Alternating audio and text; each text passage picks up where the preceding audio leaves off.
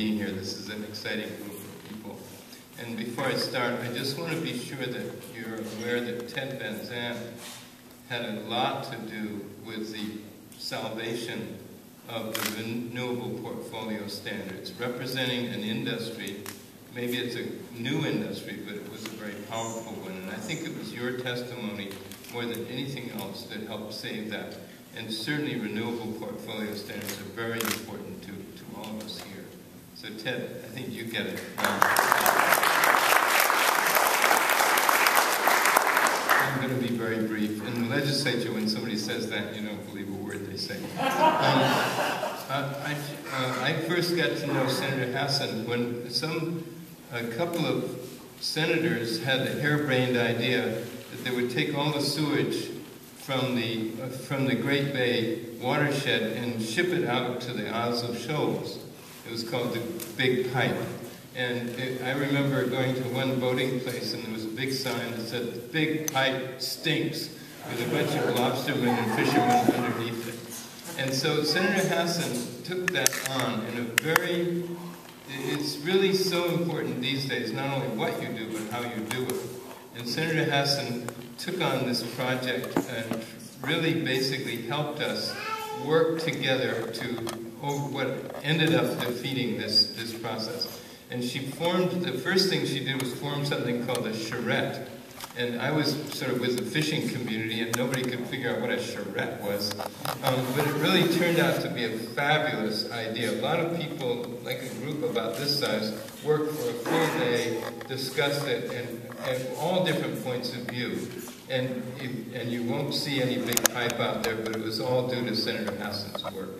So it's just a good example, for me, of how this individual works. She works collaboratively, she listens very carefully, she works with all sides, and she does her homework.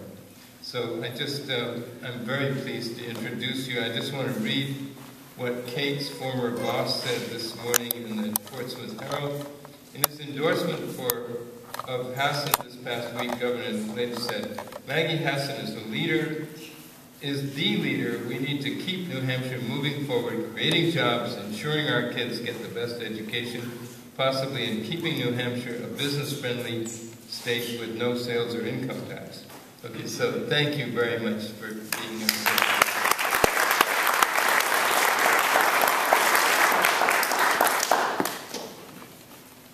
See if I can do this without paper slipping down. David, thank you so much for that introduction. And what David didn't say about that whole process involving the big pipe was that it was an effort by a large and diverse community of people who just love this state.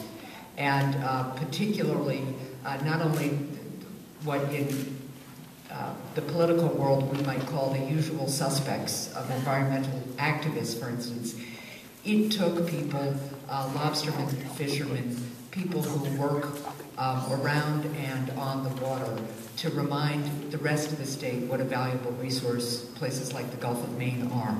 And it was their voices that needed to be heard more than anyone else's. And when we do things well in New Hampshire, that's how we get things done. And that's something I'm committed to doing, and one of the reasons I'm running for governor. I want to acknowledge David. I want to acknowledge the Sustainable Energy Association for having this meeting this morning and for inviting us to it, because what you are all involved in is such an exciting industry. It has such great potential. It's also just so important for the future of our state, not only economically, but for the quality of life for all of our citizens. I'm running for governor because I want every family in New Hampshire to have the opportunity to succeed. My husband Tom and I live over in Exeter, where we raised our two children, Ben and Nick. And it was the process and the way in which New Hampshire really helped our family that has always reminded me of what an important and spectacular place New Hampshire is. Our oldest son, Ben, is 24. He is a very smart and able Exeter High School graduate who happens to have very severe physical disabilities. And we were lucky because here in New Hampshire, there was a way of including Ben in community and in our schools that meant that he had a wonderful, has a wonderful quality of life, living in the middle of his community, having friends, having a high school diploma, doing the things that we all like to do. But his inclusion also strengthened our family. And that's really the story of our country and of our state. When we bring people in from the margins into the heart and soul of community, we all get stronger. And that's the lesson of New Hampshire to me. And that's why I am so eager to make sure other families have the opportunity to succeed, to overcome their challenges, whatever they may be. I have an innovation plan that is the focus of my priorities and my agenda as a candidate, and I hope as your governor. It is an economic development plan that focuses on targeted and appropriate tax credits. I'd like to double the research and development tax credit, something I sponsored in the state Senate. It talks about making sure that all of our businesses have access to the kind of technical assistance they need to start and to grow. So particularly leveraging our education system, our research universities, but also our colleges, to make sure that our smaller businesses have the kind of expertise they need to really flourish here. And then also focuses on making sure that we have a strong and skilled workforce, because we need to make sure that we have workers who can do today and tomorrow's jobs in the 21st century economy. I have been traveling all around this state, talking with business people, and what I'm hearing more than anything is that at a time when our state is doing better than many economically, we have businesses that can't find workers, and we have workers who can't find jobs.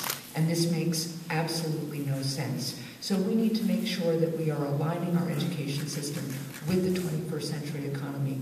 Part of my innovation plan talks about restoring the cuts to the university system that were made in this last legislative session. Somebody's applauding back there. Go ahead and applaud. But I want the university system to freeze its tuition for the next 2 years too, because we have to be able, our families and our young people have to be able to afford to go to college here. Right now, people are leaving our state to go to college because it's cheaper to go to school out of state than here. And once they do, they don't stay here. And we need a homegrown workforce for all sorts of reasons. So that's one of the focuses. And the other focus on the education system is to make sure that through our K through 12 system, we have more rigorous and more engaging science and math standards in particular, more hands-on curriculum so that our young people can learn about a variety of career options, and we can really make sure, again, that we're helping develop the kind of homegrown skilled workforce that we're going to need. So that's a little bit about my focus moving forward. Another part of that focus is making sure that as we try to attract innovative businesses here with the measures that I outline in the innovation plan, that we're attracting businesses that are innovating in the clean and sustainable energy field, and we're attracting them to either come to New Hampshire or to start here in New Hampshire. I'm proud that on Friday I was endorsed by the Sierra Club, a really important honor for me and for my campaign. And I think some of that is due to the fact that I have a strong record of standing up for the environment as a state senator, for our quality of life here, for our natural resources, but also supporting measures that will attract and incentivize new, growing, sustainable energy, clean energy companies. I'm proud that I was part of the group that sponsored and passed RGGI. And that is one of the major differences between me and my opponent, Ovid. Ovid has been sending out a lot of mail and attack ads, actually, because of my support for the RGGI program. Here's what I know about RGGI. I know that it was designed and it was designed to create jobs, and it's created over 400 jobs. It was designed to lower energy costs for the people and businesses of New Hampshire, and it's begun to do that. And it was designed to help us curb climate change so that we can clean our air and continue to have a strong quality of life, and by the way, a great tourism and travel industry, our second largest industry in the state. It is expected to save the state $60 million over time. We have been able to reinvest the revenue from the RGGI program into the New Hampshire economy, supporting a variety of programs, including energy efficiency programs that are reducing energy costs right here. And in just the first 3 years, we have saved the state over $17 million, as I said, created over 400 jobs, and begun to lower energy costs and curb emissions. As I said, I'm from Exeter, and I'm very proud of the fact that Foss Manufacturing over in Hampton is taking full advantage of the RGGI program. You may know that they manufacture advanced fibers and fabrics. They have received a $750,000 loan, so they installed more efficient motors and lighting fixtures and rewired an outdated electrical system. They saw a $40,000 reduction in energy costs in the first 2 months after they made those changes. They expect that investment to save them over $325,000 in just 3 years. And you may or may not have heard that Foss has just expanded again. It now has demand around the country for its products, and that demand is growing jobs here in New Hampshire. So this was a win-win for everybody. I was also pleased to be part of the team that developed and passed New Hampshire's renewable portfolio standards, something, again, that you've already spoken about this morning. But we recognize the need to be looking towards a New Hampshire energy future. We recognized that we needed to reduce our dependence on overseas energy. And we also recognize that if we put together this kind of portfolio, we will create jobs here in New Hampshire. We need to make sure, as we continue into this century, that we have a broader mix of renewable and sustainable sources of energy. And these standards have already helped us produce new biomass and wind energy plants right here in New Hampshire. Going forward, I want to make sure that New Hampshire becomes a leader in sustainable energy. So that's goal number one. I think from talking with a lot of you, I am learning not only that New Hampshire may be lagging a little bit behind our other New England states, but that the United States is really lagging behind internationally. And we need to seize on the opportunity to make sure that we lead here in New Hampshire and here in this country. So it's an industry that's already having a large impact. I want it to have a larger and better impact here in New Hampshire. I also know that for a governor who is absolutely focused on job creation, that moving forward with providing better incentives for a clean and sustainable energy industry here in New Hampshire will help us create jobs. That it is, we create far more jobs by trying to draw investment to new clean and sustainable energy products than we do for traditional energy ones. And I think the ratio is something like 2 to 3 times more jobs than for the traditional ones.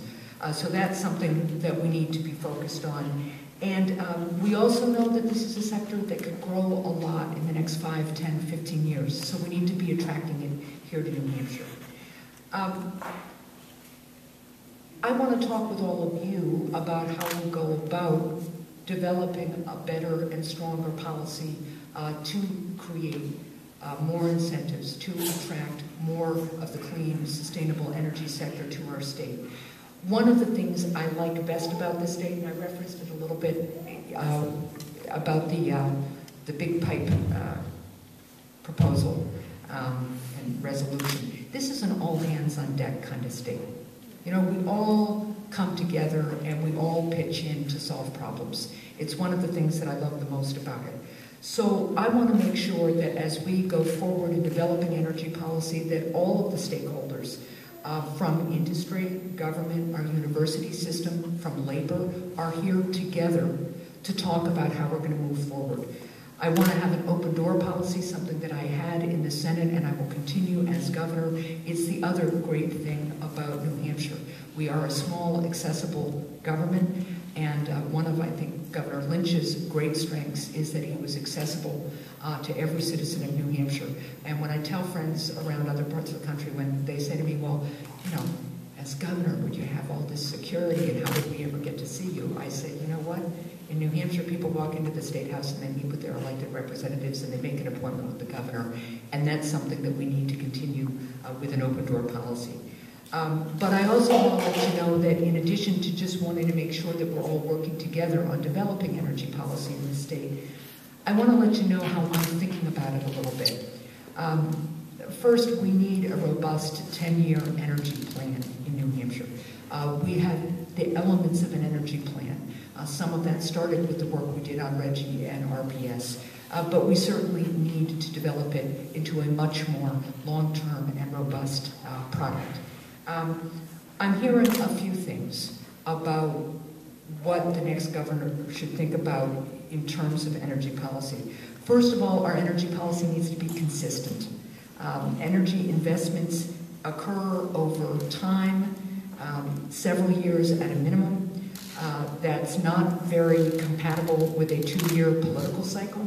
So we're going to have to figure out a way to have our energy policy transcend the political cycle a little bit, make sure that people know what they can expect from New Hampshire over the long run. And somebody recently just told me they'd rather us have no changes in energy policy than keep changing it every 2 years, because it's whiplash for folks.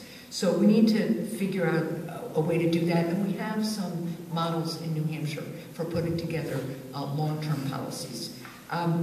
And we need to make sure that we do this in a way so that the 10-year policy can really help guide investment.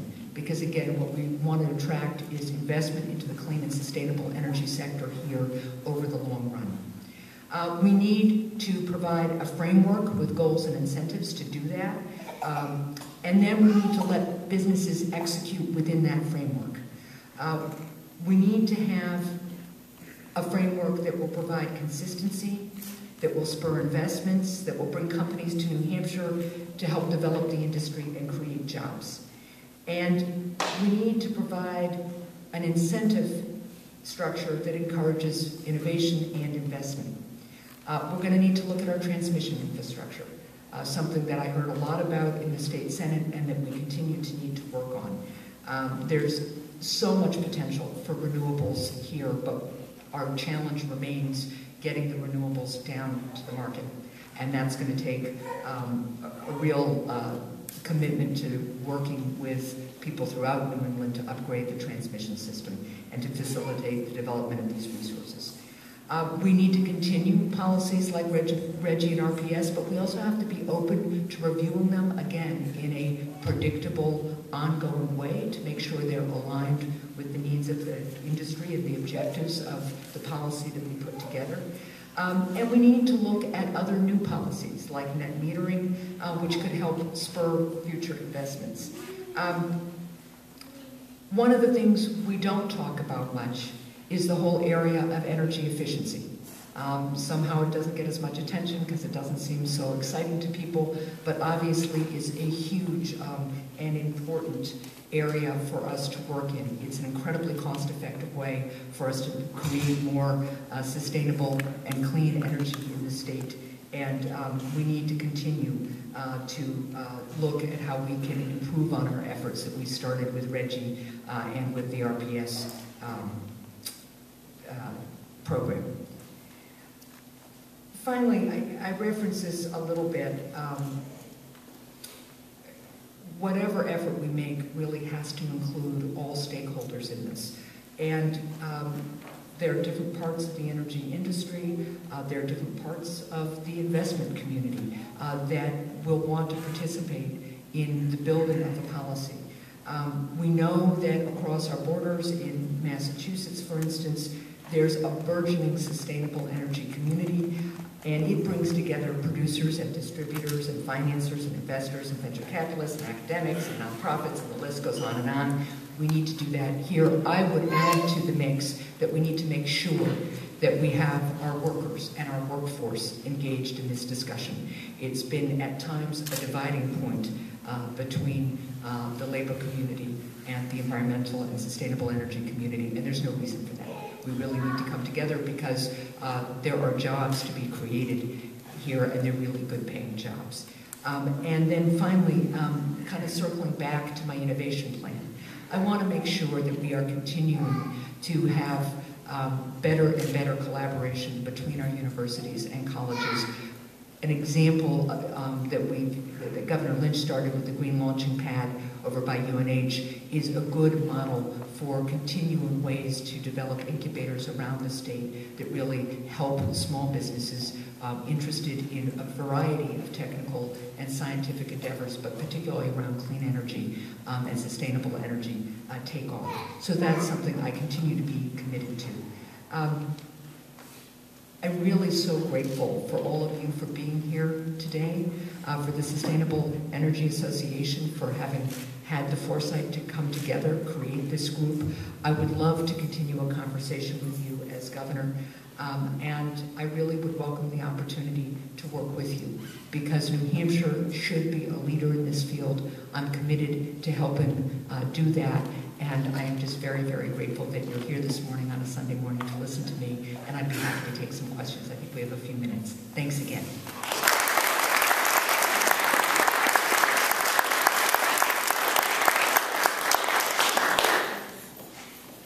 Yes, sir. Future Governor Hassen, you had mentioned that there's some models out there for getting past the 2-year cycle, the political cycle, and getting into a 10-year plan. Can you elaborate on that just a little bit, and so that we can focus maybe our energies on trying to make that kind of thing happen as well? Sure. One model I'd look at is the Citizens Health Initiative that Governor Lynch put together around healthcare.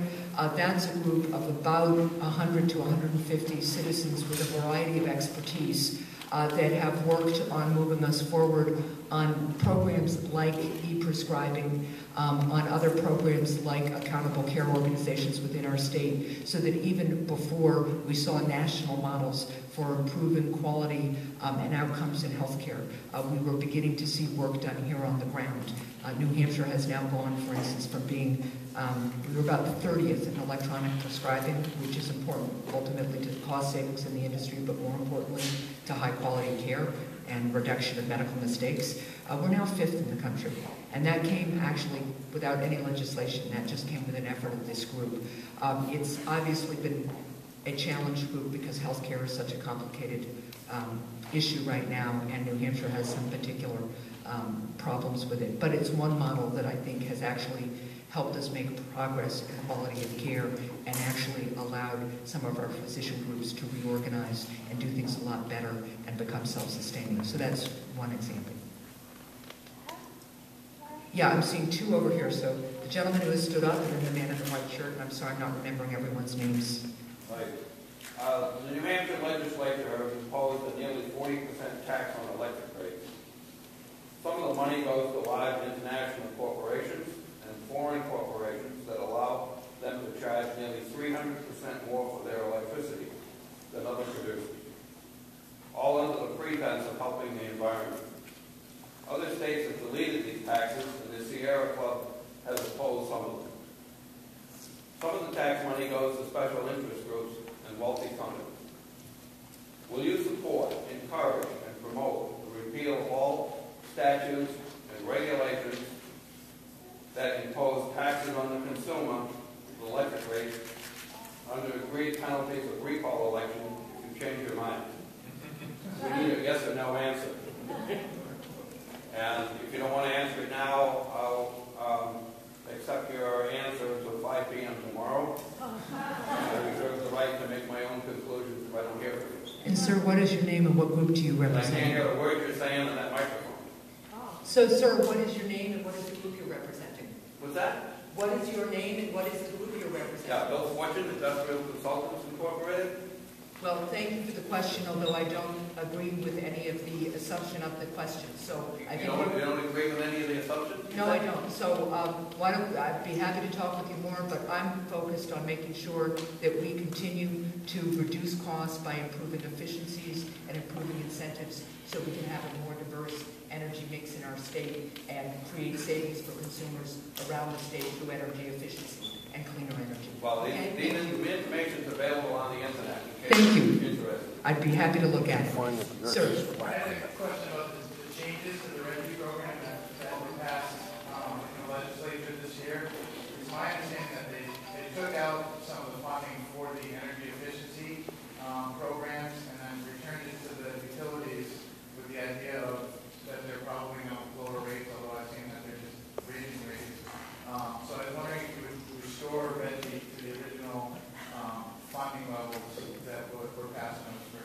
Yeah, I thought that the way we passed Reggie and the way it was structured is better than what Reggie now is with the changes that this legislature put in place. I also would love the opportunity, as I think you always should, when something has been changed and you maybe think it needs to be changed some more, to take a fresh look at it and get input about if there are other things we should be doing, and if some of the concerns that drove those changes in the last legislative session are things we need to be thinking about and adjusting for. But I certainly think the first model is better than the current model. And Will is telling me I have time for one more question. Yeah. Maggie, thank you for a well-prepared and thoughtful set of remarks, particularly the part about New Hampshire lagging other states and the country lagging other nations, and your focus on the energy costs, energy bills, not energy rates. Right. We'd all rather pay, and do pay, bills. We'd rather pay smaller ones. We don't pay rates, and so a focus on rate is really a red herring. I wonder, in terms of things that would assist the suppliers of renewable energy, one would be a level playing field with respect to some of the generation that exists in the state now. That really would involve finishing restructuring of New Hampshire's electric power system into the natural monopolies, which are mostly wire companies, and the generation units, which are competitive or should be at this point, and as you know, are not. Do you have thoughts about restructuring, finishing deregulation in New Hampshire? I don't have specific thoughts for you this morning. It is a question that's coming up, and I want to do some thinking and some meeting with folks to talk about it. There are people who are pushing very hard, for instance, for one kind of restructuring that I'm afraid may impact ratepayers in some unintended ways. So I think it's really important that we do this thoughtfully, but I'm certainly open to the conversation about it. And you know what, I'm going to take this one last question, and then Will's starting to walk me out here. So, our neighbors in Franklin are very interested in the Northern Pass. They have a stake. Yeah, sure. And locally, that's going to affect this area. Would you comment on your position on the Northern Pass, just a little bit? Yeah, sure. So one of the great gifts of running for governor is you get to travel throughout this most spectacular state. And when you live on the seacoast and within 2 hours you can be in the mountains, it's just fabulous. And so I'm always reminded when I am up north that this is a spectacular state with natural resources that are not just important to our quality of life, but to our second largest industry, tourism and travel.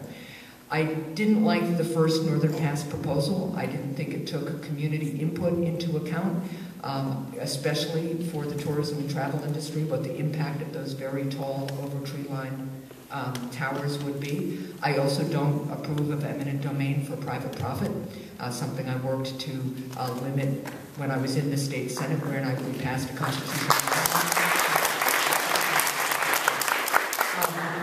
So with that in mind, I didn't think the first proposal made sense. Any future proposal needs to be supported by communities, needs to make sure that the energy that would be produced or travel through our state we'd actually get some benefit from. Right now it's not clear to me what New Hampshire gets, except some jobs which are important. Construction jobs are important. But I'd also like to have some sort of purchase power agreement from Hydro-Quebec if it's coming through our state. And I've continued to push the proponents of Northern Pass to find a win-win here with buried lines, something that has been happening in other parts of the country and North America generally. And so I know they're concerned about the expense of that. That's a legitimate concern, but I've urged them to look at it again, because that could be a win-win here. So those are some of my thoughts on it, and I'm waiting to see what the next proposal looks like. We also just need to make sure that our review of it is as rigorous as possible, and I'm committed to doing that. Okay, thank you.